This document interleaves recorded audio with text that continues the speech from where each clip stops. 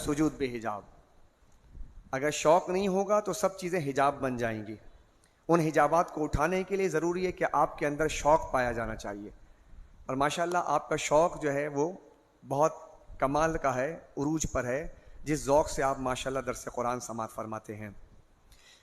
کل ہم نے ایک مضمون بیان کیا تھا اور وہ مضمون تھا قرآن کریم کے ان احوال کے حوالے سے جس پر اعتراضات کیے جاتے ہیں ایتھیسٹ کی طرف سے، اور ہم نے اس کا جواب قرآن کریم کی روشنی میں دینے کی کوشش کی. ہمیں اس بات کا علم بھی ہے، ادراک بھی ہے کہ جو ایتھیسٹ ہیں وہ بات ماننے کے لیے تیار نہیں ہیں اور وہ کسی کی بات سنتے بھی نہیں ہیں، لیکن ایٹ لیسٹ اتنا ضرور ہے کہ احقاق حق اور ابطال باطل ہو جائے، حق کی حقانیت واضح ہو جائے، باطل کا بطلان واضح ہو جائے. یہ ضروری چیز ہے، اس لیے ان باتوں کا ذکر کیا جاتا ہے تاکہ اہل حق ان کا ایمان پختہ ہو جائے اور اہل باطل پر حجت تمام ہو جائے. یہ مقاصد ہوتے ہیں. چنانچہ اسی موضوع کو تھوڑا سا اور میں بیان کرنے لگا ہوں. جو کل میرا موضوع تھا اسی موضوع کو میں سورہ صاد کے ایک رکوع سے آیت کریمہ جو 27 سے لے کر کے یہ آیت کریمہ 29 تک موجود ہے، اس پر ہم تھوڑا سا کلام کر لیتے ہیں اور اس کو دیکھنے کی کوشش کرتے ہیں. وہی مضمون جو کل تھا اس کو اللہ نے سورہ صاد میں بہت جامع انداز میں بیان کیا.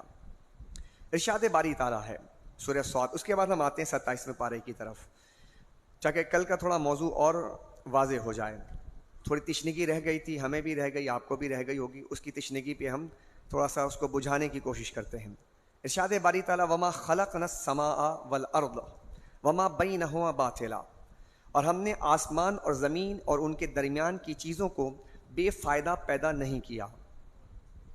پہلی چیز تو یہ ہے کہ اس بات کو آپ سمجھ لیجئے کہ قرآن کریم فرقان حمید تحقیق کا راستہ نہیں روکتا. یہ بات ذہن نشین فرما لیجئے. قرآن کریم فرقان حمید تحقیق کس چیز کا نام ہے، جستجو کس چیز کا نام ہے، غور و فکر کرنے کا. آپ جتنے بھی ریسرچر سے پوچھیں گے کہ آپ نے یہ جو ایجاد کیا ہے تو کہیں گے میں سالوں کی تحقیق کے بعد. ہم کہیں گے تحقیق کیسے کیا تو کہیں گے غور و فکر کے ساتھ کیا. اب یہ غور و فکر کیا چیز ہے کہ تدبر، سوچ بچار، اسی سے تحقیق کا دروازہ کھلتا ہے. تو قرآن کریم میں 1000 آیات ایسی ہیں جو صرف اس بات کی طرف آپ کو بلا رہی ہیں کہ غور و فکر کرو. تو اس کا مطلب کیا ہوا کہ قرآن وہ کتاب ہے جو تحقیق کا راستہ نہیں روکتا، بیریئر قائم نہیں کرتا، بلکہ آپ کو دعوت دیتا ہے کہ آپ آئیں اور قرآن کریم فرقان حمید کو پڑھیں اور اس میں غور کریں اور غلطی نکالیں. آپ قرآن بھی کہتا ہے کہ آپ ڈھونڈیں، نکالیں اس میں کوئی ایسی چیز، اس کے اصول پر آپ کوئی اعتراض قائم کریں، اس کے بنائے ہوئے قاعدے پر کوئی اعتراض قائم کریں اور دلیل سے ثابت کریں. اچھا، پھر قرآن علم کا راستہ بھی نہیں روکتا. قرآن کریم میں 886 آیات ایسی ہیں جو صرف علم کی طرف جو ہے دلالت کرتی ہیں، جو صرف یہ بتاتی ہیں کہ علم حاصل کرو، علم پڑھو. اب جس میں اتنی آیات علم کے حوالے سے، علم پڑھنے کے حوالے سے، لیکن علم کے حوالے سے ایک بنیادی بات یاد رکھیے گا، قرآن صرف مجرد علم کی بات نہیں کرتا. یہ جو علم ہے جو ان کے پاس ہے، اس علم کی بات نہیں کرتا. پہلی وحی کے اندر جس علم کی بات کی گئی ہے ذرا سا اس کو سمجھنے کی کوشش کیجئے گا. پہلی وحی میں کیا فرمایا؟ ساتھ دیجئے میرا. اقرا کہا. تو کیا صرف اقرا کہا؟ نہیں. آپ کا جواب کیا ہوگا؟ اقرا کے ساتھ کچھ اور بھی کہا. کیا کہا؟ بسم ربک الذی خلق. اگر بات صرف اقرا کی ہوتی کہ پڑھیں تو مجرد علم ہوتا، لیکن اللہ سبحانہ و تعالیٰ نے جس علم کی بات کی ہے کہا کہ علم وہ علم جو اللہ کے نام کے ساتھ ہو. کچھ ذہن میں بات بیٹھی ہے آپ کے؟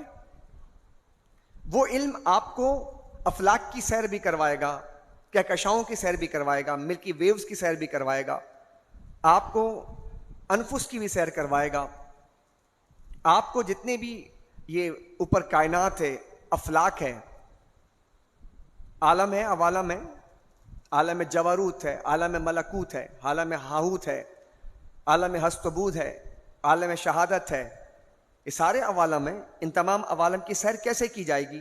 تو اللہ سبحانہ وتعالی نے پہلے وحی میں فرمایا مجرد علم سے نہیں ہوگا. اس کے سفر کے لیے تمہیں اقرا بسم ربک الذی خلق، اللہ کے نام کے ساتھ جو علم آئے گا وہ علم تمہیں سیر کروائے گا. یہ ایک پرابلم ہے ان لوگوں کا کہ ان کے پاس جو علم ہے وہ مجرد علم ہے، اس لیے محدود ہے. میں اس پہ کلام کرنے کی سعادت حاصل کروں گا اور کچھ اور مثالیں آپ کے سامنے رکھنا چاہوں گا. غور کیجئے گا ذرا. اللہ فرماتا ہے ہم نے آسمان اور زمین اور ان کے درمیان کی چیزوں کو بے فائدہ پیدا نہیں کیا. اب دیکھیں کیا فرما رہا ہے کہ بے فائدہ پیدا نہیں کیا. اب اگر اس کا فائدہ ہے تو اگر اتنی سی بات بھی تمہارے عقل میں آ جائے کہ ایک چیز بے فائدہ نہیں ہے تو اس کا مطلب اس کا کوئی فائدہ ہوگا. تو جو فائدہ ہوگا اگر اس میں غور کیا جائے گا یہی تحقیق کا راستہ ہے. دیکھیں آپ اس آیت کے اندر بھی تحقیق کا راستہ نہیں روکا جا رہا بلکہ تحقیق کے لیے راستے کھولے جا رہے ہیں. آگے چلیے. ذالک ظن الذین کفروا فویل للذین کفروا من النار. یہ تو کافروں کا گمان ہے، پس کافروں کے لیے آگ کا عذاب ہے. کافروں کا گمان کیا ہے کہ دنیا بے فائدہ پیدا کی گئی ہے، اس میں کوئی فائدہ ہی نہیں ہے. تو اللہ نے فرمایا ان کے لیے یہ اللہ نے آگ کا عذاب تیار کر کے رکھا ہے. آگے چلیے. ام نجعل الذین آمنوا وعملوا الصالحات کالمفسدین فی الارض. کیا ہم ایمان والوں کو جنہوں نے نیک اعمال کیے ہیں زمین میں فساد کرنے والوں کی مثل بنا دیں گے، یا ہم پرہیزگاروں کو بدکاروں کی مثل بنا دیں گے؟ کیا ایسا ہو سکتا ہے کہ اللہ سبحانہ و تعالیٰ ایمان والوں کو جو ایک نیک عمل کرتے ہیں فساد مچانے والوں کے برابر قرار دے دے گا؟ ایسا نہیں ہو سکتا. کیا ایسا ہو سکتا ہے کہ بدکاروں کو پرہیزگاروں کے ساتھ ملا دیا جائے گا؟ ایسا نہیں ہو سکتا. اب اس کی وضاحت کی جا رہی ہے. یہ دو شعبے، یہ دو جہت، علم کے، عرفان کے، سمجھ بوجھ کے، یہ دونوں علیحدہ علیحدہ رہیں گے، یہ ملیں گے نہیں، مکس نہیں ہوں گے. اس کے بعد جو آیت کریمہ جو میں پڑھنے لگا ہوں، یہ آیت کریمہ میں غور کیجئے گا. یہ آپ کے ذہن کو کھولنے کے لیے بہت شافی اور وافی ہے. یہ آیت کریمہ سورہ صاد کی آیت نمبر 29. کیا فرمایا اللہ سبحانہ و تعالیٰ نے؟ کتاب انزلناہ الیک مبارک لیدبروا آیاتہ ولیتذکر اولو الالباب. یہ قرآن، اللہ کیا فرما رہا ہے؟ یہ قرآن برکت والی کتاب ہے. اللہ کیا فرما رہا ہے؟ یہ قرآن برکت والی کتاب ہے. پہلے واضح ہو گئی اقرأ باسم ربک الذی خلق، وہ ساری آیات کا نزول ہو چکا. یہ بات ہو رہی سورہ صاد کی. کیا فرمایا؟ یہ قرآن برکت والی کتاب ہے جس کو ہم نے آپ کی طرف نازل کیا ہے، جس کو ہم نے. اور پھر دیکھیے گا کتاب کی تعریف کیا کی گئی تھی ابتدائی طور پر؟ یاد ہے کچھ؟ کتاب کسے کہتے ہیں؟ یاد ہے کچھ؟ کتاب کس چیز کو کہتے ہیں؟ آپ کتاب پڑھتے ہیں نا. اب یہاں پر بھی اللہ رب العزت نے قرآن کے 125 اسماء میں سے 125 اسماء میں سے وہ 124 اسماء کا ذکر نہیں کیا، ایک کا ذکر کیا، کتاب. غور کر رہے ہیں آپ؟ اللہ سبحانہ و تعالیٰ یہاں پر اور بھی نام قرآن کے موجود ہیں، وہ ذکر کر سکتا تھا، لیکن کتاب. کیونکہ آپ کتاب پڑھتے ہیں، کالج میں، یونیورسٹیز میں پڑھتے ہیں کتاب. تو کتاب کیا چیز ہے؟ آپ کو پتا ہوگا، آپ کو معلوم ہے کتاب کیا چیز ہے. یہ ان نون چیز نہیں ہے، یہ لفظ ان نون نہیں ہے، غیر مانوس لفظ نہیں ہے کہ بھئی یہ تو کوئی اور بات کی جا رہی ہے. یہ کتاب کیا مطلب؟ کوئی اگر بات کہتے ہیں پانی، ماؤن قرآن کا ایک نام ہے، قرآن کا نام ہے محفوظ، قرآن کا نام ہے روح، قرآن کا نام ہے ترتیل، قرآن کے بہت سارے نام ہیں. اگر کہتے تو ایک اور بات گنجلک ہو جاتی، اس کو سمجھنا مشکل ہو جاتا. ترتیل کے لیے پھر آپ جاتے اور جا کر کے پھر لغت کا سہارا لیتے، ڈھونڈتے ترتیل کے کیا معنی ہیں. وہاں 5 معنی ہوتے، کہتے کون سا معنی مراد ہے. لیکن کتنا آسان کیا نا اللہ نے، کہا یہ کتاب ہے، تاکہ کتاب کے لفظ سے تمہیں سمجھ میں آ جائے کہ یہ قرآن ہے کیا چیز. پھر کیا فرمایا؟ کتاب کس چیز کو کہتے ہیں؟ Source of communication. کتاب کیا چیز ہے؟ Source of communication. کتاب ہٹا دیجئے، یعنی آپ استاد اور شاگرد کے درمیان میں سورس آف کمیونیکیشن کیا چیز بنتی ہے؟ بھائی کالج یونیورسٹی کے پڑھنے والے طالب علم ہیں آپ، استاد آتا ہے، استاد کیا پڑھائے گا؟ کہ کمیونیکیٹ کرنے کے لیے کوئی ٹاپک کنسیڈر کرتا ہے اور اس کو وائٹ بورڈ پر وہ لکھ دیتا ہے, اس کے بعد کہتا ہے بک کھولیں, اوپن دا بک, ٹھیک ہے, اس کے بعد پھر کہتا ہے فلاں پیج نمبر کھولیں, اس کے بعد کہتے ہیں فلاں پیج نمبر پہ یہ ٹاپک ہے. اب استاد پڑھتا ہے یا بتاتا ہے, شاگرد اسے سمجھتا ہے, اب ان دونوں کے درمیان میں سورس آف کمیونیکیشن کیا ہے؟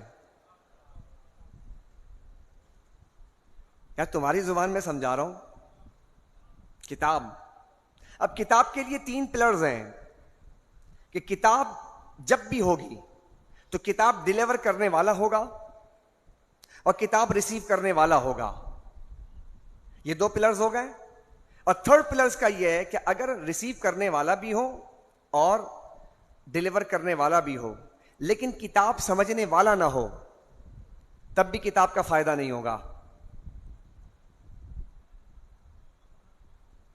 چائنا سے ایک کتاب لاتا ہوں میں چائنیز زبان میں, اور لا کر کے میں کہتا ہوں کہ جی چائنیز نے کتاب لکھی ہے, ڈیلیور کرنے والا بھی موجود ہے, ریسیو ہم نے کر دیا اور سامنے رکھ دیا, کہتے ہیں سمجھو. سمجھ میں نہیں آیا تو بتائیں کتاب کا فائدہ ہوا؟ ڈیلیور کرنے والا بھی ہے, ریسیو کرنے والا بھی ہے, لیکن سمجھنا نہیں آیا تو کتاب رہ کر بھی کوئی فائدہ نہ ہوا. تو اس لیے ضرورت اس امر کی تھی کہ کتاب جب ہو تو کتاب ڈیلیور کرنے والا بھی بالکل ایکسپلین ہو, واضح ہو, ریسیو کرنے والا بھی واضح ہو اور پھر سمجھانے والا بھی واضح ہو. تو اللہ نے یہ تینوں چیزیں بیان کر دی, بار بار ذکر کیا. یہ قرآن ہے, ہم نے محبوب پر نازل کیا ہے, نبی کے قلب پہ نازل کیا ہے. نبی ہے جو تمہارے سامنے قرآن کھول کر بیان کرتا ہے. یہ کتاب کو بار بار بیان کیا کہ کتاب ایسی چیز نہیں ہے کہ جو تمہارے لیے بالکل ان نون ہو جائے گی. تو اللہ فرماتا ہے کہ ہم نے کتاب کو نازل کیا. کس پہ نازل کیا؟ محمد صلی اللہ علیہ وسلم پر نازل کیا. اور انہوں نے لینے کے بعد ایسا نہیں کہ انہوں نے کہا کہ بس ٹھیک ہے میرے لیے آیا, بلکہ انہوں نے کھول کے بیان کر دیا اور آج تک یہ بیان ہو رہا ہے. لہذا کتاب یہ گنجلک نہیں ہے. یہ مسئلہ بھی واضح ہو گیا کہ کتاب جو آئی ہے یہ سمجھنے کے لیے آئی ہے, اور سمجھانے والا بھی ہے, بھیجنے والا بھی ہے, اور جس کے پاس آیا وہ بھی ہے. اب آپ نے یہاں تک ایک بات سمجھ لی. اب آگے دیکھیں, یہ کتاب ہے انزلناہ الیکا. دیکھیے ہم نے جس کو ہم نے آپ کی طرف نازل کیا, ریسیور آ گیا, الیکا نے بتا دیا کہ آپ پر نازل کیا گیا ہے. کیا کہ مبارک ہے, اتنی برکت والی ہے, آپ کی طرف نازل کی تاکہ لوگ اس کی آیتوں میں غور و فکر کریں. لیدبروا, آنے کا مقصد بھی بیان کر دیا کہ اللہ نے قرآن کو کیوں بھیجا, تاکہ لوگ اس کی آیات میں غور کریں. کیا کریں؟ بولیے نا, غور کریں. وَلْيَتَذَكَّرَ أُولُو الْأَلْبَابِ, اور صاحبان عقل اس سے نصیحت حاصل کریں. تو اب یہ سوالات جو پوچھے جاتے ہیں نا کہ اللہ کہاں ہے, اللہ کون ہے, اللہ تک کیسے پہنچیں, اس کا جواب دے دیا کہ تم اللہ تک جانا چاہتے ہو, اللہ کا پتہ پوچھنا چاہتے ہو, تو اہل عقل کے لیے یہ قرآن ہے. اس کے ذریعے اللہ تعالیٰ نے اپنا پتہ بتایا ہے. اب آپ پھر کہیں گے یہ مسئلہ واضح نہیں ہوا. ہم کہتے ہیں ٹھیک ہے, پھر آؤ اس لفظ پر, غیب پر, اسی لفظ غیب پر پھر دیکھتے ہیں. دنیا کے اندر اس وقت جتنی بھی چیزیں ہیں ان میں سے 80% چیزیں غائب ہیں, غیب ہیں, نظر نہیں آتی ہیں. 80% چیزیں, بڑا دعویٰ ہے یہ. جو نظر آ رہی ہیں یہ 10 سے 20% ہیں. دنیا میں جو چیزیں نظر آ رہی ہیں وہ 10 سے 20% ہیں, باقی چیزیں غیب ہیں. غیب کیا ہے؟ غیب موجود تو ہے لیکن مشہود نہیں ہے. بہت ساری چیزیں جو غیب ہیں. اب میں اسی کتاب سے ایک لفظ بیان کرنا چاہوں گا. غیب کسے کہتے ہیں؟ جو موجود تو ہے مشہود نہیں ہے. بائی پریکٹیکل کہیں موجود ہے لیکن دیکھی نہیں جا سکتی, دکھائی نہیں دے رہی. لیٹ سپوز, مثال کے طور پر اسی کتاب میں آپ رہ کر دیکھیے گا, میں نے کتاب پڑھی ہے, کتاب انزلناہ مبارکن الیکا مبارکن, یہ لفظ ہے. اس لفظ کے ساتھ کچھ ہوتا ہے اور بھی. اس لفظ کے ساتھ کیا چیز اٹیچ ہے؟ معنی. لفظ کے ساتھ کیا چیز اٹیچ ہے؟ اگر لفظ کے ساتھ معنی نہ ہو تو لفظ کیا ہوگا؟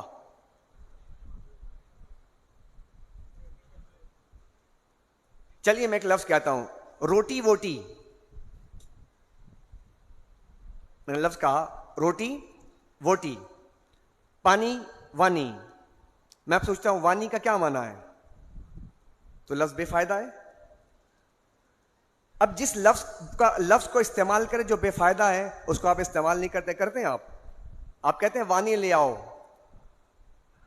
آپ کہتے ہیں پانی لے آؤ، لیکن کبھی کسی سے سنا وانی لے آؤ. آپ کہتے ہیں کہ روٹی لے آؤ، کبھی کہتے ہیں چھوٹی لے آؤ. آپ کہتے ہیں کہ بھائی کپڑا لے آؤ، کبھی کہتے ہیں وپڑا لے آؤ. حالانکہ کہتے ہیں کپڑا وپڑا خرید لیا ہے، روٹی چھوٹی کھا لی ہے. بیان تو کر رہے ہیں آپ، لیکن کبھی آپ یہ نہیں کہتے کہ چھوٹی لے آؤ، کیونکہ چھوٹی کا کوئی معنی ہی نہیں ہے. پانی لے آؤ، وانی لے آؤ، کوئی معنی ہی نہیں ہے. تو جو لفظ ہو اس کا معنی نہ ہو تو متروک ہے، استعمال نہیں کیا جاتا.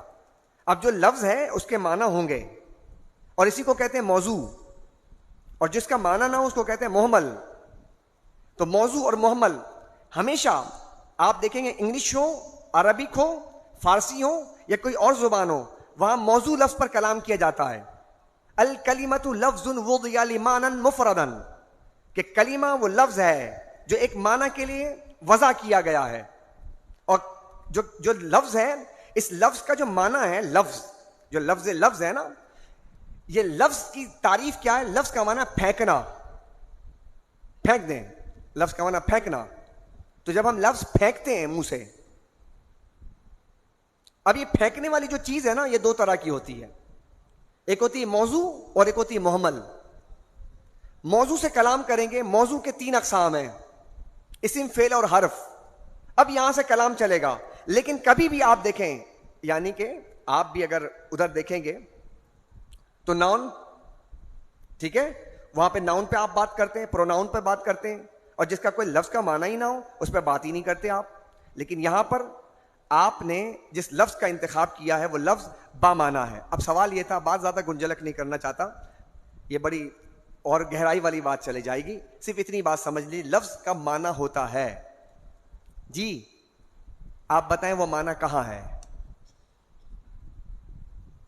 فرمائیے معنی کہاں ہوتا ہے؟ معنی دکھتا ہے. دعویٰ ہمارا یہ ہے کہ دنیا میں بہت ساری چیزیں ہیں جو موجود تو ہیں لیکن مشہود نہیں ہیں. لفظ سے ہی ایک لفظ میں نے نکالا. کتاب آپ نے پڑھی، کتاب پڑھنے کے بعد آپ کے ذہن کے اندر ایک بات آئی کہ لکھی ہوئی چیز ہوگی، تو یہ کیسے آیا آپ کے ذہن میں؟ اور وہ آیا تو کہاں آیا؟ اور جو آیا تو کیا ہے وہ معنی؟ بھائی آپ مجھے بتائیں، لفظ تو موجود ہے، موجود بھی ہے، مشہود بھی ہے. لفظ موجود بھی ہے اور مشہود بھی ہے. معنی کے بارے میں پوچھنا چاہتا ہوں، معنی موجود ہے؟ جواب دینا. آپ نے ایک لفظ پڑھا، اس لفظ سے آپ نے ایک معنی لے لیا، تو معنی موجود ہے نا. اب میں آپ سے پوچھتا ہوں کہ معنی موجود تو ہے، مشہود کہاں ہے؟ یار آپ لوگ نہیں سمجھتے کیا یہ ساری باتیں؟ حالانکہ بہت آسان سی بات ہے. تو دیکھیے، یہ معنی موجود ہوتا ہے لیکن مشہود نہیں ہوتا. اور اگر موجود نہ ہو تو پھر بغیر معنی کی کون سی کتاب ہے بھائی؟ اچھا آگے چلیے. ہوا چل رہی ہے، کون ہے جناب یہ بادل آپ کے سامنے آ رہا ہے، اس کو کھینچ کے کون لے کر آ رہا ہے؟ تو کوئی تو ہوگا، بغیر کھینچے تو نہیں آئے گا. کیسے آ رہا ہے؟ اس ہوا کو دھکا کون دے رہا ہے؟ کون ہے کبھی ٹھنڈی ہوا چلاتا ہے؟ کون ہے جو گرم ہوا لے کر آتا ہے؟ موجود ہے جبھی تو چل رہا ہے، لیکن مشہود نہیں ہے جی. فرشتے ہمارے سامنے موجود ہیں، کرامن کاتبین موجود ہیں، مشہود کہاں ہے؟ جنات کا وجود آج پڑھا نا، وما خلقت الجن والانس الا لیعبدون، پڑھا نا آپ نے. تو آپ سے 10% زیادہ یہ ہیں جنات. اب یہ ان کا وجود ہے، موجود ہے، مشہود کہاں ہے؟ تو آپ چلتے جائیے، آپ کو نہیں ملے گا. اور اس کے بعد اور آگے چلیے، آپ کسی سے، یہی ایتھیسٹ سے میں پوچھتا ہوں، میں آپ کو دیتا ہوں گالی، اگرچہ نہیں دینی ہے ہم نے، میں ایک بالفرض محال ایک بات سمجھا رہا ہوں. ایک ایتھیسٹ کو ایک گندی گالی دی جائے، خاکم بدہن سمجھانے کے لیے عرض کر رہا ہوں، وہ کہے گا یہ کیا کر دیا مولانا صاحب، مجھے گالی دیا گا. میری نیت گالی کی نہیں تھی. میں کیا کہتا ہوں؟ میری نیت گالی کی نہیں تھی بھائی، میں تو ایسے ہی آپ کو کہہ رہا تھا، آپ برا کیوں مان رہے ہیں؟ میری نیت گالی کی نہیں تھی. تو آپ مجھے بتائیے، جو نیت کی بات کی جاتی ہے، میں کروں یا وہ کرے، تو میں پوچھنا چاہوں گا وہ نیت کہاں ہے؟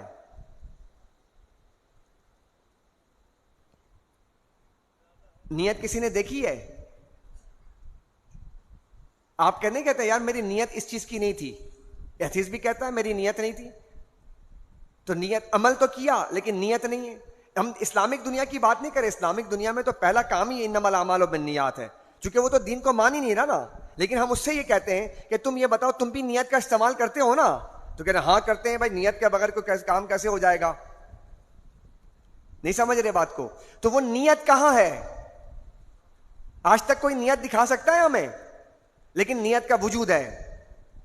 چلو اور آسان کرتے ہیں اس بات کو، میں مکمل کی طرف لا رہا ہوں تاکہ یہ تمام باتوں کو، یہ تھوڑی سی گہری بات تھی، تھوڑا آسان کر کے سمجھاتے ہیں. ماشاء اللہ آپ کے پاس آنکھیں ہیں؟ آپ کے پاس آنکھیں ہیں؟ آپ نے اپنی آنکھ کو دیکھا ہے؟ آپ نے اپنی آنکھ کو دیکھا ہے؟ میں اپنے ہاتھ کو دیکھتا ہوں، میں اپنے کان کو بھی دیکھ سکتا ہوں ایسے کر کے. کیا آپ نے اپنی آنکھ کو دیکھا ہے؟ سوال پوچھا جائے گا کہ آپ نے اپنی آنکھ کو دیکھا ہے جو بہت قریب ہے آپ کے؟ آپ نے کبھی آنکھ کو دیکھا ہے؟ آپ لوگوں نے دیکھا اپنی آنکھ کو؟ نہیں، شیشے ویشے کی بات نہیں کریں، میں صرف سوال پوچھیں، دیکھا ہے یا نہیں دیکھا ہے پہلے یہ بتائیں. وہ بعد میں پوچھیں کیسے دیکھا ہے. آنکھ کو دیکھا ہے؟ دیکھا ہے نا؟ دیکھا ہے نا آپ نے؟ کیسے دیکھا ہے؟ آپ کے پاس جو آنکھ ہے یہ آپ سے بہت قریب ہے، اور آپ نے اپنی آنکھ کو دیکھا ہے تو آپ کہیں گے ہاں دیکھا ہے. ہم نے کہا کہاں دیکھا ہے؟ تو کہا شیشے میں دیکھا ہے. ہم نے کہا اس کے بغیر دیکھ سکتے ہو؟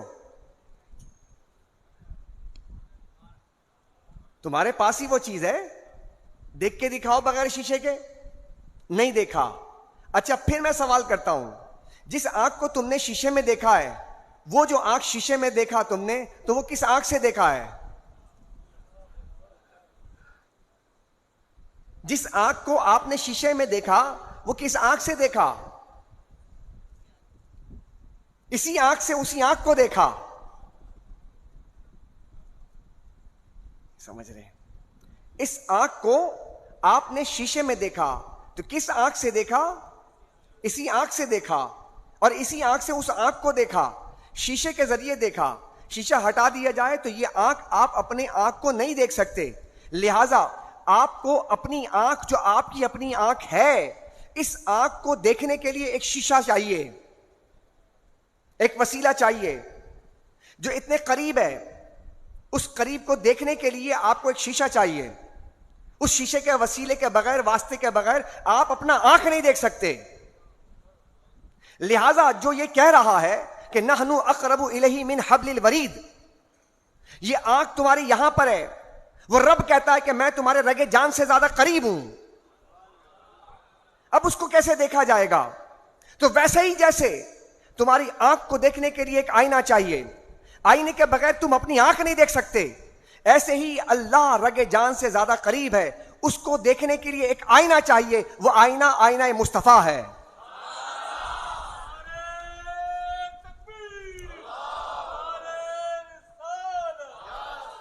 جس طرح شیشے کے وسیلے کے بغیر تم اپنے آنکھ نہیں دیکھ سکتے، اسی طرح خدا کو تم مصطفیٰ کے وسیلے کے بغیر نہیں پہنچ سکتے ہو.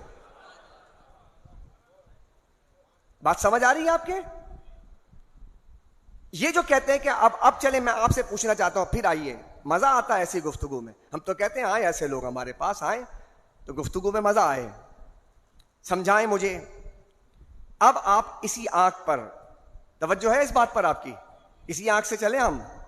تھوڑا ایک اور پہلو بتاتے ہیں. دیکھیے شدت اتصال ہو جائے،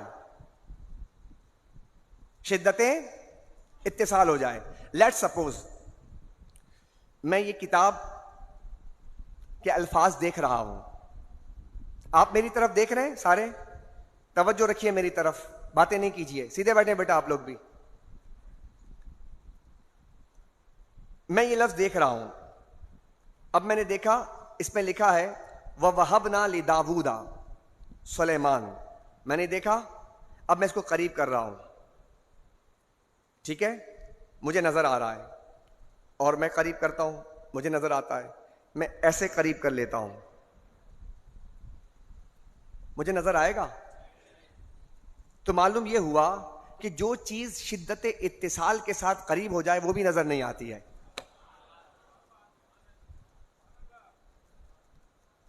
اللہ کے وجود کو سمجھنے کے لیے یہ ڈائریکشنز آپ کے سامنے ہونے چاہیے کہ جو یعنی کسی چیز کو دیکھنے کے لیے ڈسٹینس ہو تو آپ کو چیز نظر آئے گی، اور ڈسٹینس نہ ہو تو اللہ فرماتا ہے کہ میں تو رگ جان سے زیادہ قریب ہوں. جب اتنی شدت اتصال ہے تو کیسے دکھے گا؟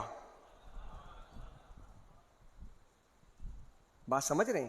اچھا پھر ایک اور ایکسپیریمنٹ اور کر لیتے ہیں. یہ تو شدت اتصال کی بات ہو گئی. کمیونیکیشن کے لیے آپ کا بہت زیادہ قریب ہونا، یہ بھی آپ کو وہ چیز نظر نہیں آئے گی، ہے جی. بہت دور ہو جانا، بہت دور ہو جانا. آپ نے کبھی ہوائی جہاز کو دیکھا ہے؟ کبھی اپنے پیاروں کو چھوڑنے کے لیے ایئرپورٹ گئے آپ لوگ؟ اور بڑے پیار سے جناب آپ انہیں چھوڑتے ہیں، سی آف کرتے ہیں، بچے بھی پیچھے کھڑے ہو کے دیکھتے ہیں کہ یہ ابا اسی جہاز میں جائیں گے. اوکے، تھوڑی دیر کے بعد جہاز نے سٹارٹ کیا، رن وے پہ آیا، اور جناب اس نے فلائی کر دیا. فلائی کرتے ہوئے دیکھ رہے ہیں، ہم دیکھ رہے ہیں، بہت پیار تھا نا ہمیں، اس لیے ہم دیکھ رہے ہیں کہ ابا اس میں جا رہے ہیں، حج پہ جا رہے ہیں، عمرے پہ جا رہے ہیں، دیکھ رہے ہیں. اب دیکھتے دیکھتے آہستہ آہستہ جہاز فراٹے بھرتا ہوا آگے جاتا رہا جاتا رہا جاتا رہا. اب جہاز چھوٹا ہوتا چلا جا رہا ہے، جہاز چھوٹا ہوتا جا رہا ہے. کچھ دیر کے بعد ہم دیکھ رہے ہیں، اسی آنکھ سے دیکھ رہے ہیں، اتنا بڑا جہاز تھا، اب وہ چھوٹا ہوتا جا رہا ہے. اور ہوتے ہوتے ہوتے ہوتے ہوتے ایک وقت کیسا آتا ہے؟ غائب ہو جاتا ہے. تو مجھے بتائیں کہ موجود ہے یا نہیں ہے؟ موجود ہے نا، لیکن مشہود نہیں ہوتا. تو دیکھیں کہ بہت دور بھی ہو، جو آپ سے بہت دور. اب دیکھیے اس بات کو سمجھنے کے لیے کہ اللہ کا ایک نام ہے لطیف. اللہ کا کیا نام ہے؟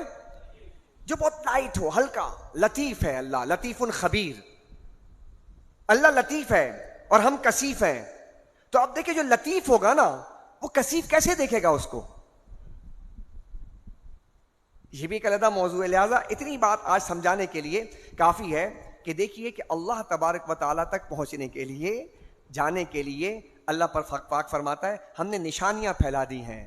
یہ قرآن اللہ کی آیات ہے، نشانی ہے. تمہیں اس تک جانا ہے تو ان آیات کے ذریعے جانا ہوگا. تمہیں اس تک پہنچنا ہے، تمہیں اس کا پتہ ملے گا، لیکن ان آیات پہ تم ایمان رکھو اور اس کے ذریعے جاؤ گے تو تمہیں پتہ ملے گا. ورنہ خدا کا پتہ اگر تم چاہتے ہو اور تمہیں کوئی اور ذرائع مل جائیں تو خدا کا پتہ نہیں ملے گا. اسی لیے قرآن کی آیات کو آیت کہتے ہیں کہ اس کا معنی ہوتا ہے نشانی. کیا معنی ہوتا ہے؟ نشانی کسی کی یاد دلاتا ہے. نشانی کسی کی یاد دلاتا ہے. یہ قلم میرے پاس ہے، بچپن میں کسی نے آپ کو قلم تحفے میں دیا ہو اور آپ نے اپنے اس استاد کے اس قلم کو گفٹ کے طور پہ اپنے کبرڈ میں رکھ دیا ہو، اور کلاس 5 کی بات تھی، اس کے بعد آپ نے 15ویں کلاس بھی پڑھ لی، اس کے بعد آپ نے ماسٹرز بھی کر لیا، پھر آپ نے جناب PhD بھی کر لیا، آپ ڈاکٹر بن گئے، اب مقام پر پہنچ گئے، 40 سال عمر ہو گئی، آپ اپنے بیوی بچوں کے ساتھ بیٹھے تھے، آپ نے اپنے پرانے کبرڈ کو کھولا اور یہ پین آپ کو ملا، اور پین نکالنے کے بعد آپ اپنے بچوں کے سامنے، آپ کی آنکھوں میں آنسو بھر آئے، اور آپ کے بچوں نے آپ سے پوچھا ابا کی خیریت تو ہے، کیوں رو رہے ہیں، آنسو کیسے آ گئے؟ کہنے لگے کسی کی یاد آ گئی ہے. بولے کون ہے؟ کہا کہ جس نے یہ دیا تھا. تو کس نے دیا تھا؟ میرے استاد نے دیا تھا. استاد نے دیا تھا. تو یہ آپ کو کب دیا تھا؟ کہا میں جب 5ویں کلاس میں تھا. تو بات تو بہت پرانی ہے. کہا کہ ہاں یہ نشانی نے میرے استاد کی یاد دلا دی ہے, میرے استاد تک پہنچا دیا ہے. دیکھیے 40 سال کی عمر میں ایک قلم استاد تک پہنچا دیتا ہے, تو کیا یہ ستارے اللہ تک نہیں پہنچائیں گے؟ یہ سورج اللہ تک نہیں پہنچائیں گے؟ یہ زمین کا نظام اللہ تک نہیں پہنچائے گا؟ یہ کہکشائیں اللہ تک نہیں پہنچائیں گے؟ یہ سمندر کا نظام اللہ تک نہیں پہنچائے گا؟ یہ افلاک، یہ انفس، یہ ساری کی ساری کائنات کیا یہ اللہ تک نہیں پہنچائیں گے؟ تم دیکھو، اللہ کہتا ہے غور کرو، تمہاری آنکھیں بار بار واپس آئیں گی. اور وہ کہتا ہے اس میں ذرا برابر بھی ایک نقص تو نکال کر دیکھو، تمہاری آنکھ پتھرا جائے گی، لیکن میری تخلیق کے اندر تم ایک لفظ بھی عیب کے نکال نہیں سکتے ہو. وہ ایسے چیلنج کر کے کہتا دیکھو میری بنائی ہوئی چیز کو دیکھو اور بتاؤ مجھے کہ میرے کائنات کے تخلیق میں تم کپڑا لیتے ہو، شامیانہ بناؤ، شامیانہ بناؤ اور شامیانہ بنا کر کے اس کو لگا دو. کتنے سال چلے گا شامیانہ؟ 3 سال، 4 سال، 5 سال. پھٹ جائے گا، پیون لگانے پڑیں گے. تمہارا شامیانہ 5 سال نہ چلے، اور میرا شامیانہ جو آسمان کا ہے اربوں سال سے سجا رکھا ہے میں نے. کہیں کوئی پھٹن دکھا دو، کہیں کوئی دراڑ دکھا دو، کہیں کوئی پیون دکھا دو. ہے تمہارے اندر کیسی تخلیق کی ہے. ایسے تم ایک شامیانہ بناتے ہو تو بنانے والا بناتا ہے. تو ایک شامیانہ بنانے والا بناتا ہے تو تم اس پر کہتے ہو کہ اس نے بنایا ہے. سانے کو، مصنوع کو دیکھ کے سانے کا پتہ چلتا ہے، تو میرے آسمان کو دیکھ کر تمہیں میرا پتہ نہیں چلتا ہے. تو یہ نشانیاں اللہ نے قرآن میں بیان کی. اب آپ کو سمجھ میں آئی اللہ کیا فرماتا ہے؟ زمین و آسمان کی تخلیق میں غور کرو. کیا فرماتا ہے؟ زمین و آسمان کی تخلیق میں غور کرو. سبحان اللہ کہہ دیجئے. آج کافی حد تک یہ بات کلیئر ہوئی ہوگی کہ یہ آیات ہیں جو اللہ تک پہنچانا چاہتی ہیں اور پہنچا دیتی ہیں. غور کر رہے ہیں؟ چلیے ایک اور چیز لیجئے. ایک زمین کی تخلیق ہے، صحیح ہے؟ زمین سے تخلیق ہے، بہت ساری چیزیں نکلتی زمین سے. زمین سے ایک چیز نکلتی ہے، کوئی بھی آپ لے لیں، ایک سبزہ لے لیں. توجہ رکھیں بچوں، توجہ رکھیں، بہت قیمتی باتیں ہیں، لاجیکل سمجھیں. دلائل کی دنیا میں جائیں گے وہ تو دلائل مانتے ہی نہیں ہے نا. ہم تو لاجک سے سمجھائیں گے، جو وہ سمجھتے ہیں، جس پر ان کا بلیو ہے اس پہ بات کریں گے نا. زمین سے ایک چیز ہوگی، ہے جی، کیا ہوگی بھائی؟ ایک پودا ہوگا، اس پودے کے اوپر پتا آیا، پتا ہرا تھا، اس پتے کو جناب بکری نے کھا لیا. پھر تھوڑی دیر کے بعد ہرن آئی، اسی پتا کو ہرن نے کھا لیا. پھر اسی پتے کے اوپر دیکھا تو ایک ریشم کا کیڑا جناب رینگ رہا ہے جی، ریشم کا کیڑا اس پہ رینگ رہا ہے. اب دیکھیں ریشم کے کیڑے نے کھایا تو ریشم کے کیڑے نے کھایا تو ریشم نکلا، اس کو بکری نے کھایا تو دودھ نکلا، ہرن نے کھایا تو مشک نکلا. بکری سے مشک کیوں نہیں آیا؟ اور ہرن سے ریشم کیوں نہیں آیا؟ اور ریشم کے کیڑے سے جو چیز نکلتی باریک تو وہ مشک ہو جاتی. یہ کس نے کیا؟ چیز تو ایک ہے. اگر اس کے اندر بالفعل ایک ہی صلاحیت ہوتی تو بھائی اس کو کھانے کے بعد دودھ ہی نکلتا، اس کو کھانے کے بعد صرف ریشم ہی نکلتا. تو کوئی تو ہوگا کہ جو مختلف انواع و اقسام کی چیزیں متفرق ہیں وہ کھاتی ہیں، اور کھانے کے بعد اس کے اندر جو ایک سسٹم جنریٹ ہوتا ہے اور پھر وہ ایک ہی چیز سے وہ چیزیں بنا رہا ہے. تو وہ کون ہے؟ آپ پتہ لگا کے بتائیں کہ وہ کون ہے جس نے یہ کیا ہے. ہم ایتھیسٹ سے پوچھنا چاہتے ہیں یہ کون کر رہا ہے؟ وہ کہے کہ زمین کر رہی ہے. ہم نے کہا زمین تو جناب اگر کر رہی ہوتی تو زمین میں تو ایک صلاحیت ہوگی. یہ زمین کے پاس کون سا سسٹم آ گیا کہ زمین جناب چاروں چیزوں کے بارے میں یہ رائے قائم کر دیتی ہے؟ نہیں، کہیں نہ کہیں نظام بنایا جا رہا ہے، اور کوئی اس نظام کو بہت مربوط انداز میں چلا رہا ہے، نظم کے ساتھ چلا رہا ہے. اس کے لیے اس نے جناب پورا کا پورا نظام بنا کر رکھا ہے. اسی کو خدا کہتے ہیں، اسی کو رب کہتے ہیں، اسی کو اللہ کہتے ہیں. یہ ہمارا نظام ہے، ہم سمجھ رہے ہیں کہ وہ اللہ ہے. تم بتاؤ کہ یہ نظام کیسے چل رہا ہے؟ تمہارے پاس جواب نہیں ہے. اللہ اکبر.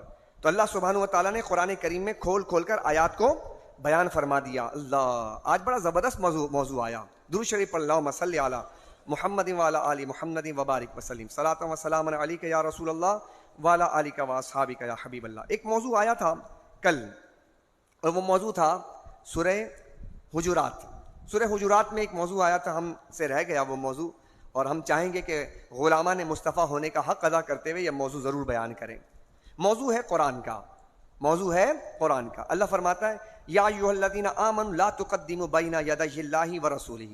اے ایمان والو، اللہ اور اس کے رسول پر سبقت نہ کرو، اس سے آگے نہ بڑھو. واتقوا اللہ، اللہ سے ڈرو.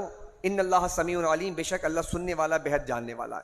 یا ایھا الذین آمنوا لا ترفعوا اصواتکم فوق صوت النبی ولا تجہروا لہ بالقول کجہر بعضکم لبعض.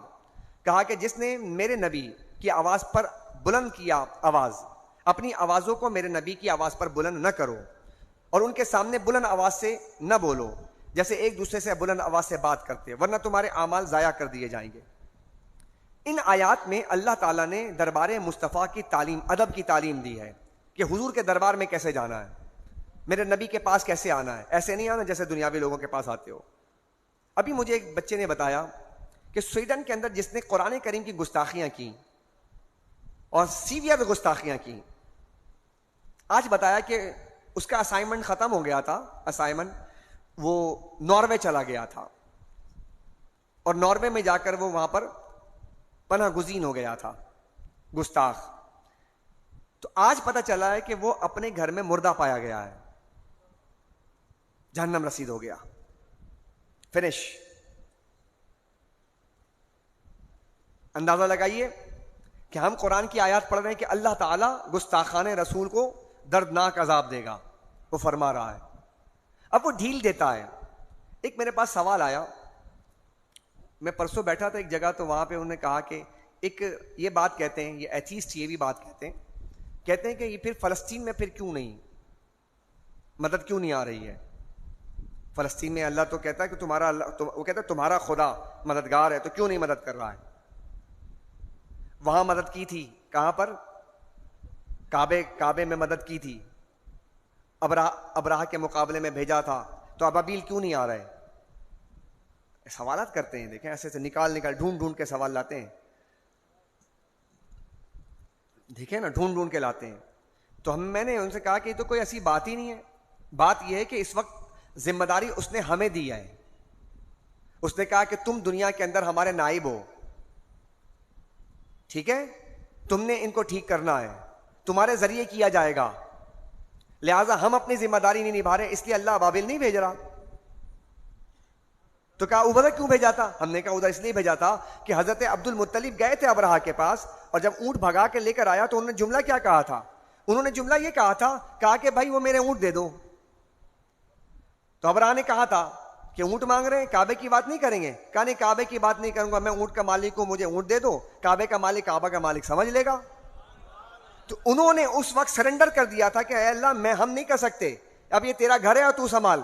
تو جب سرنڈر کرو گے نا تو پھر اللہ ابابیل بھیج دیتا ہے.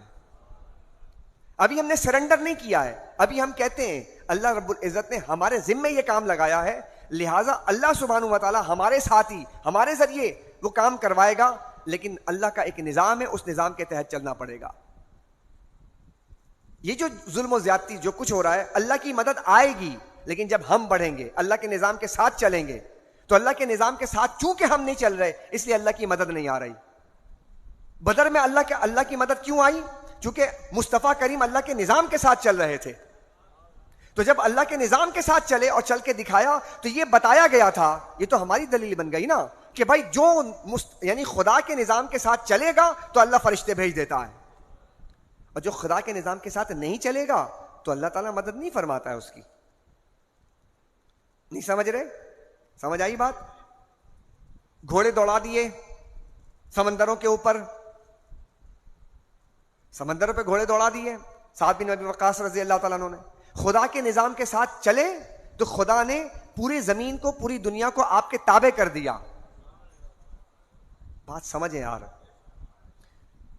خدا کے نظام کے ساتھ چلے تو دریائے نیل ایک خوبصورت خوبرو لڑکی کو اس کی بھینٹ لیتا تھا اور اس کے بعد پھر وہ رواں ہوتا تھا.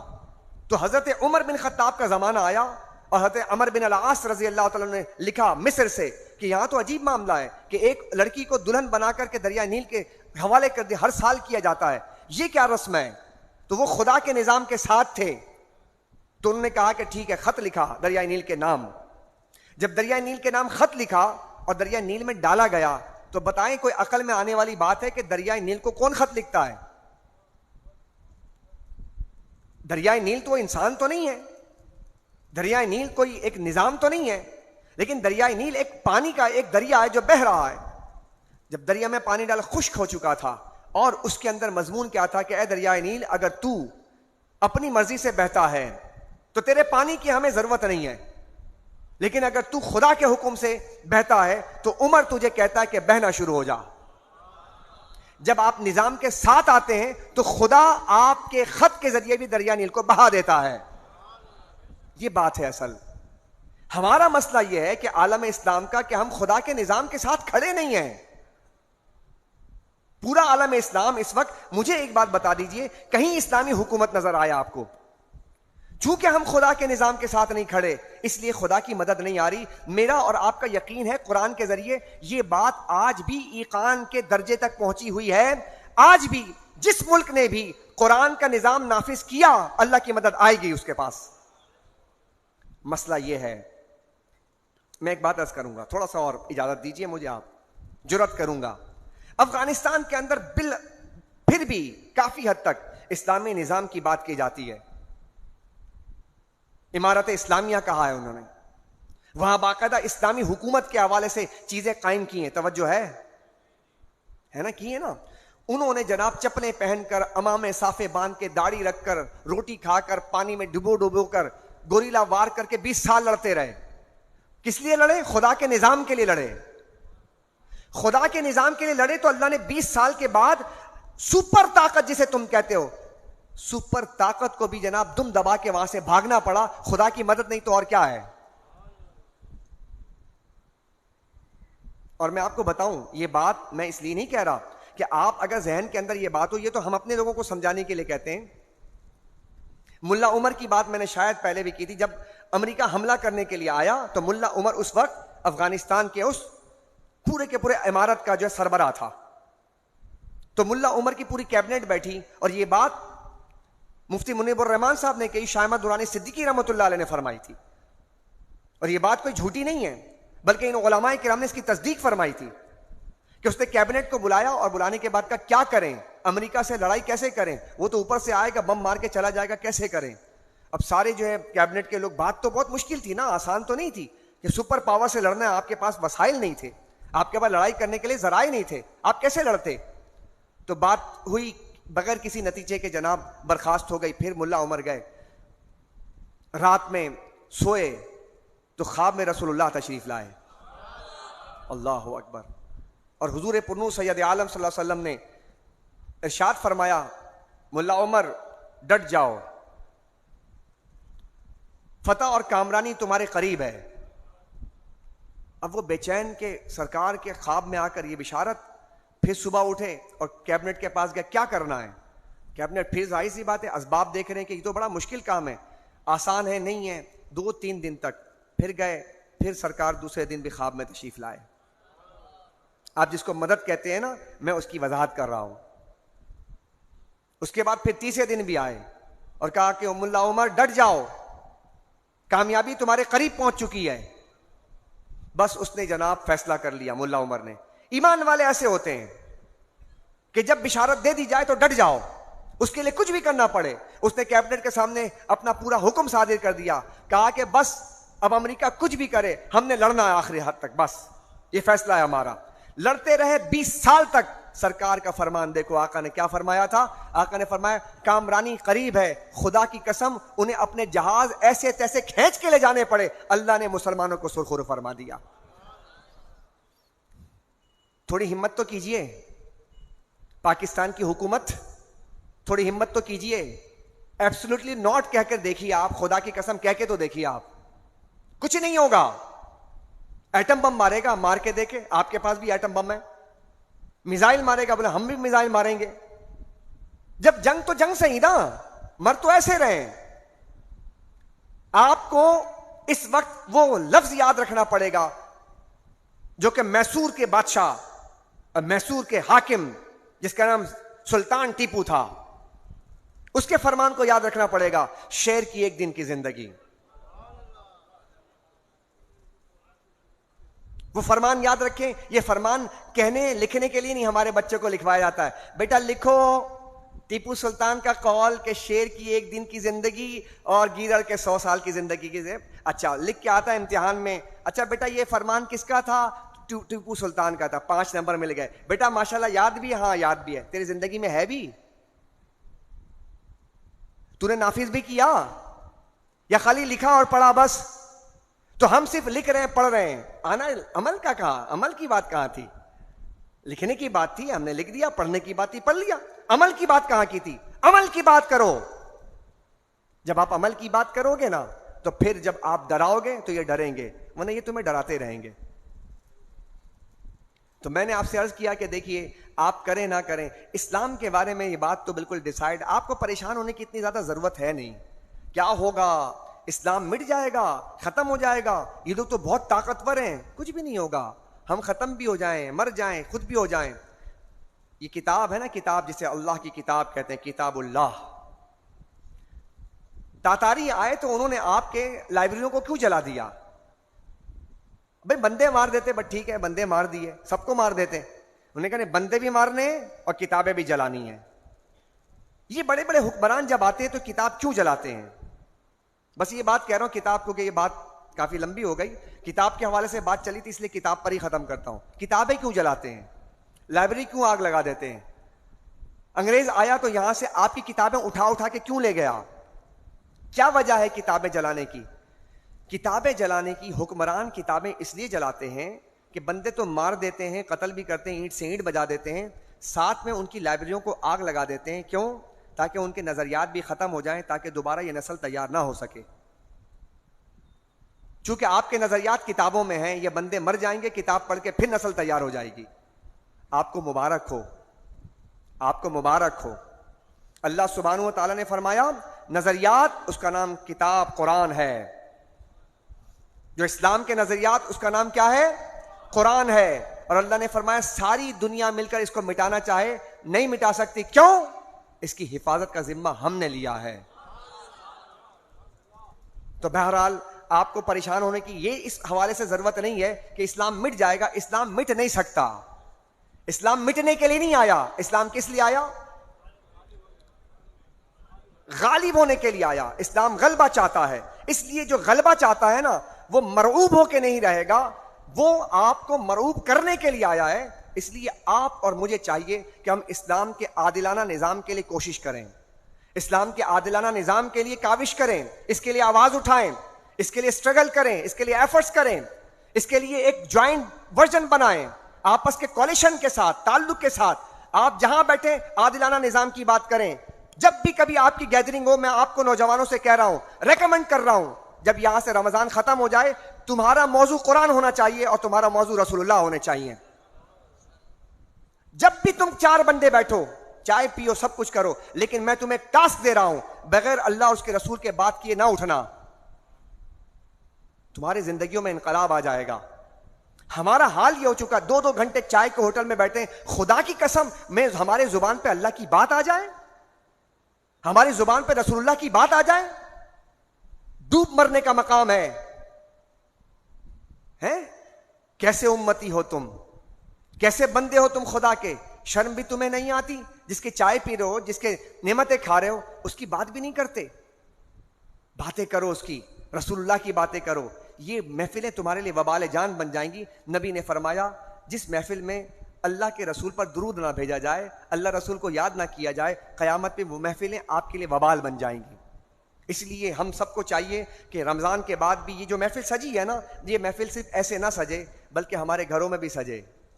ہماری محفلیں جو ہے بار میں دوستوں میں بھی سجے. ہم ہائی وے پہ جائیں، کھانا کھا رہے ہوں، یہ محفل وہاں بھی سجے. ہر جگہ محفل سجاؤ، ہر جگہ اللہ رسول کی بات کرو، ہر جگہ نظام مصطفیٰ کی بات کرو. جب تم یہ کرنے لگو گے ایک ولولہ آئے گا، ایک جوش آئے گا، ایک انقلاب آئے گا، ایک حرارت آئے گی، ایک جناب تغیر آئے گا. جب یہ تغیر آئے گا تو اس کے بعد جمود اور تعطل ٹوٹے گا. اس وقت جمود اور تعطل کو توڑنے کی ضرورت ہے. جب تک جمود اور تعطل نہیں ٹوٹے گا اس وقت تک انقلاب نہیں آئے گا. ہم اس وقت جامد اور ایک عجیب و غریب قسم کی قوم ہو گئے, دماغ بند ہو گئے, دل بند ہو گئے. اس لیے ہمیں بات سمجھ میں نہیں آتی ہے. قرآن اور حدیث جب آپ پڑھیں گے تو آپ کے دل کھلیں گے, ذہن کھلے گا, اور پھر انقلاب کی راہیں وہاں ہوں گی. پھر آخری بات کہتا ہوں, انقلاب خونی نہیں, انقلاب نام ہے چیزوں کو اپنی جگہ رکھنے کا. انقلاب زیر و زبر کرنے کا نام نہیں ہے. انقلاب اپنی جگہ پہ چیزوں کو رکھنے کا نام انقلاب ہے. اس کو انقلاب مصطفیٰ کہتے ہیں. اگر آپ سیاسی انقلاب, جو لوگ کہتے ہیں کہ بلڈ ریولوشن آنا چاہیے, ہم اس کے قائل نہیں. ہم کہتے ہیں ایسا انقلاب آئے کہ جو ہمارے یہاں بے ترتیبی ہے, غیر منظم انداز ہے, ایسا انقلاب آ جائے کہ چیزیں اپنی جگہ پر جا کر ٹھہر جائیں, تو اسی کا نام انقلاب ہے.